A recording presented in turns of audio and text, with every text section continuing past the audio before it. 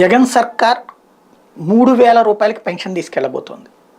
ఇది ఆషామాషి వ్యవహారం ఏం కాదు, భారీ సంచలనాత్మకమైనటువంటి అంశమే. ఎందుకంటే 2,000 రూపాయలు అంతకుముందు చంద్రబాబు నాయుడు అధికారంలోకి రాగానే పెన్షన్ని 200 రూపాయల నుంచి 1,000 రూపాయలకి తీసుకెళ్లారు. ఆ తర్వాతన అది అట్లాగే స్టాగ్నేట్ అయిపోయింది. 1,000 రూపాయలే ఇస్తూ వచ్చారు 4 ఏళ్ళు కూడా.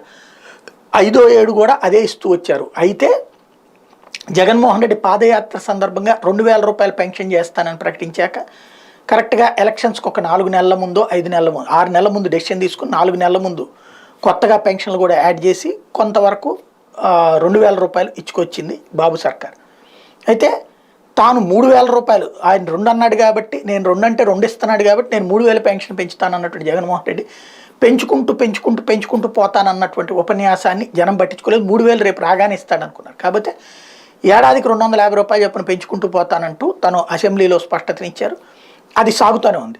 మొదటి ఏడాది 250 రూపాయలు పెంచారు, 2వ ఏడాది కరోనా కారణంగా ఆగింది, మళ్ళీ 3వ ఏడాది 250 పెంచారు, 4 ఇప్పుడు 5వ ఏడాది 250 రూపాయలు పెంచుతున్నారు. 3,000 రూపాయలు ఇప్పుడు రాబోతోంది పెన్షన్. కాకపోతే అవ్వాతాతలకి అంటూ సాక్షి హెడ్డింగ్ పెట్టుకొచ్చింది.